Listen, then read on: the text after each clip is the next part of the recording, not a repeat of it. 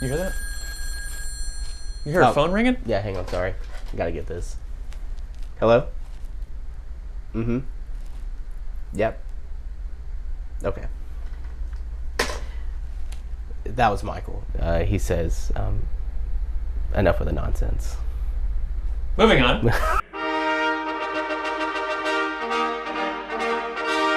We saw The Black Phone, directed by Scott Derrickson, starring Ethan Hawke. Ethan Hawke, and yeah. multiple other people. Lots of young actors that are going to explode. At least they should, because they're incredible in this movie. Yeah. The director bailed out of making Doctor Strange 2 to make this movie. Yeah. Derrickson, Hawke, they're teaming back up.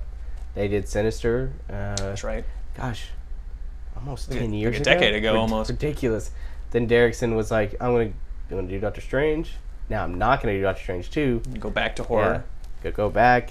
I think this was just kind of like he just had some free time, and he and Robert Cargill just started to like write this, and it's based on a short story by Joe Hill. Joe Hill. Yes, there's this creepy serial killer in the 70s called the Grabber, and he grabs a middle school kid. He's trapped. He's been kidnapped, and without giving too much away, he starts to receive these phone calls from an old phone that doesn't work, and he begins hearing the voices of the previous victims. Yes. And kind of help him Escape. figure out, what to do, what not to do, that kind of stuff. Pretty cut and dry, pretty like generic. And that's my favorite part of Yeah. this movie, is it absolutely cuts all of the BS. Yeah. Like, there's scenes where it's the typical, like, because his sister is also a main character. Yeah. And instead of, like, the scene that we all know where, like, everyone's like, oh, you poor thing, like, you got to find him eventually. It's just a silent montage Yeah. of music. It cuts all of those scenes that we've seen 1,000 times before. And I loved this movie so much. Yeah. Like this is one of my favorite movies of the year so far. Wow, I really enjoyed this movie. It's like, I think the more I think about it, the more I really like it. And it's like, it's one of those movies that, like, when you're done, you're like, huh, okay, cool, I really like that. And now you start thinking about it more. You marinate. You marinate, and you're like, oh no, that was really good. I really enjoyed that. And I think you're right. It's the simplicity of it all. Is that, like, while there are parts of the plot that are kind of, they're a little supernatural. Mm-hmm. It doesn't just it doesn't go too hard. Glosses over it almost. They kind of do like a plot point that may explain why this kid can hear it, or why the sister can do what she can do. But other than that, like, it doesn't really explain much, which I love. Even like the Grabber, Ethan Hawke, who is so creepy, incredibly, like, horrifying. In so this good, movie. has to do so much work with pretty much just his eyes, wearing his mask.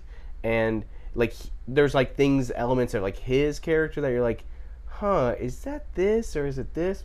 They don't explain. It's kind of like up in the air, because like, it gives you little hints of like, oh, is he like doing what his father did to him? He could, because there's these themes of like abusive fathers and like brothers and sisters or siblings coming together and like, traumas and stuff like that. It is a very like family centric. It's not for families, but it's very like family is at the center of this, whether it's the reasoning behind something or just the motivation for a character. And it's not trying to impress you. It's not trying to do something crazy with the camera. It's not trying to do something like super interesting. And I think a lot of people would be like, well, why not? Because it doesn't need to.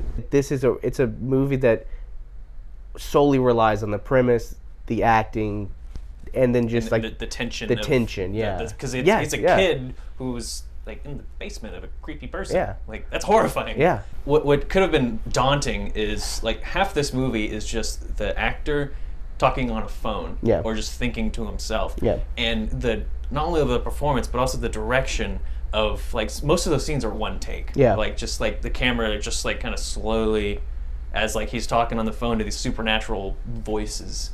And they were my favorite parts of this whole movie. Is like the idea of Scott Derrickson made something that could be dull, so dull, into this incredibly intense, multiple scenes. I was blown away. Yeah. Also, I love a good like period piece.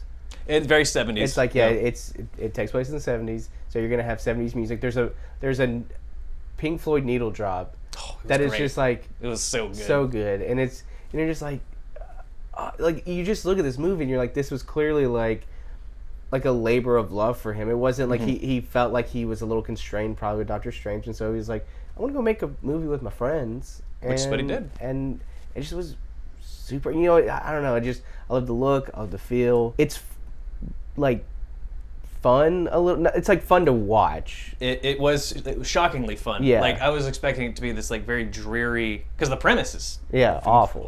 awful. Like just the content of it, and it ended up almost feeling like, I mean, it kind of felt like Stranger Things early Stephen. I mean, obviously Stephen King's son wrote this, so it has those vibes. But it was a lot of fun. Yeah, man, like it's tense. See it with a crowd. People were like clapping at the end of this movie. It was just lots of like, you know, not too many jump scares. So which you know, I am also a big fan of. I hate jump scares, not because they just annoy me. Yeah, just like there it is. No, I feel you. They were maybe like 4 in this whole movie. Yeah. The script is airtight. Like there's not a single scene that I can think of that was wasted. Like everything paid off in the end. All the performances are fantastic, especially from the kids and the sister. Yes. She's great. She's gonna show up in something and gonna blow everyone away. I'm not a horror fan. I know you're big. I like them, but this is definitely like up there for me. Yeah. Like mainly because like the first 30 minutes is building the characters, which is how it should be. No jump scares at all. Like it's got this like dreary background, but it's also a coming of age romp. Yeah. And then it just dive bombs into. They should put it on the poster, a coming of age romp that then dives bomb into terror. Bomb into your absolute nightmare if you're a parent. Oh yeah, watching this as a parent, you're like, oh gosh, how many rings out of 10? You know? How many rings? Rings? Yeah. Phone rings?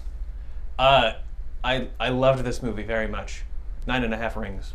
Wow. It's like the only things that I can complain about is like it doesn't go deep into why the sister has these powers or why he's doing this, but I kind of like it. Yeah. But I don't like it.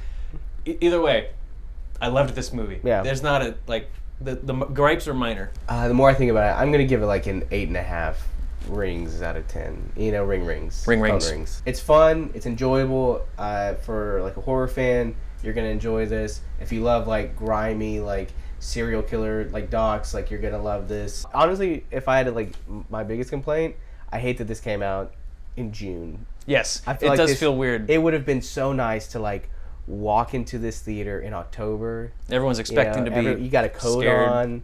The outside matches like the feel of the theater. Yeah, I walked out of my theater and it was still bright outside. Yeah, so. my glasses started fogging from the humidity. So go be creeped out. yeah, oh, sorry, hang on. Oh, we've gone too long. You're gonna cut most of this? Yeah, sounds about right. All right, bye. Thanks, voice that we can't hear.